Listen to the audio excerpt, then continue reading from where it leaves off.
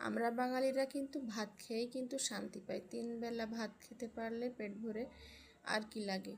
গ্রামের মানুষগুলো কিন্তু 3 বারই ভাত খায়। শহরের মানুষ একটু ভিন্ন। যাই হোক, আমি আজকে একটা ভিন্ন ধরনের ভর্তা তৈরি করব। আর এর জন্য লাউয়ের খোসা ছোটো ছোটো টুকরো করে নিয়েছি, সাথে নিয়েছি একটু ধনিয়া পাতা কেটে, আর একটা আলু ছোটো ছোটো টুকরো করে কেটে নিব একসাথে।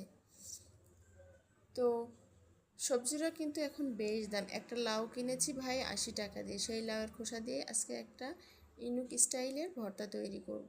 আর এর জন্য এই যে এখানে আমি 1 কোয়া রসুন, মোটামোটা করে একটু পেঁয়াজ, আদা, আর প্রথমে কিন্তু একটু কালো জিরা ফোড়ন দিয়ে নিয়েছিলাম, সেটা একটু ভেজে নিয়ে তারপরে 2টা কাঁচামরিচ, সাথে 2টা শুকনো মরিচও দিব।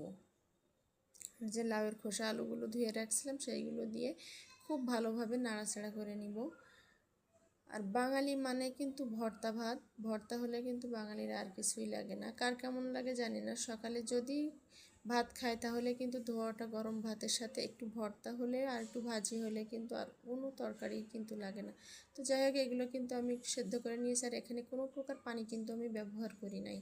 শুধুমাত্র চুলোর চালটা খুবই লোতে দিয়ে আমি মিনিট 10-এর মতো একটু আর কি ভাপিয়ে নিয়েছি। আর সব শেষে এই যে এখানে আমি কিছু ধনিয়া পাতা দিয়ে দিয়েছি। ধনিয়া পাতাটা দিয়ে আর 1-1.5 মিনিটের মতো নাড়াচাড়া করলেই কিন্তু আমার অলরেডি সেদ্ধ হয়ে গেছে। খোসাগুলো, আলুগুলো সবই সেদ্ধ হয়ে গেছে।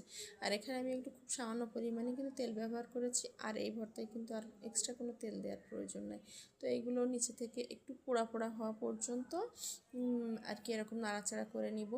তারপরে কিন্তু আমার মানে সেদ্ধের কাজ কিন্তু হয়ে যাবে। তারপরে ভর্তা করতে হলে তো শিলপাটার ব্যবহার অবশ্যই প্রয়োজন। ভর্তা মানেই কিন্তু শিলপাটার ভর্তার কিন্তু একটা ভিন্ন রকমের স্বাদ। আর এখানে আমি যে মরিচগুলো দিয়েছিলাম, আর এক্সট্রা একটা মরিচ আমি ভেজে নিয়েছি, সেটা দিয়েছি। দিয়ে খুব ভালোভাবে শিলপাটায় একটু নিপিস করে নিব। এটা কিন্তু চাইলে আপনারা ব্লেন্ডারও করতে পারেন, তবে শিলপাটায় যে স্বাদটা পাবেন ব্লেন্ডারে করলে কিন্তু এতটা মজা আপনার। যাই হোক, একটু কষ্ট হলেও যে জিনিসটা তৃপ্তি দিয়ে খাবো, একটু কষ্ট করলে সমস্যা কিছু। যাই হোক, আমার ভর্তা কিন্তু হয়ে গেছে। আর এই যে শিলপাটায় ভাত মেখে খাওয়ার মজাই কিন্তু আলাদা। প্লেটে তো ভাত খাবোই, কিন্তু এই পাটায় মেখে ভাত খাওয়ার মজাই কিন্তু আলাদা। ছোটোবেলায় এমন যে কত খেয়েছি। তো এই যে পাটায় আমি কিছুটা ভাত নিয়ে খেতে বসে গেছি। আর টেস্টটা কিন্তু দারুণ ছিল।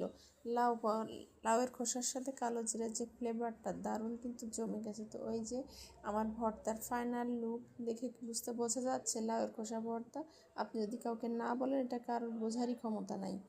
তো যাই হোক, এই যে উপর থেকে আমি একটু 3-4 ফোঁটা সরিষার তেল ছিটিয়ে গরম গরম ভাতের সাথে সার্ভ করলে কিন্তু সেই স্বাদের ভর্তা। তো এভাবে কিন্তু লাউয়ের খোসা ফেলে না দিয়ে এভাবে ইউনিক একটা ভর্তা তৈরি করে নিতে।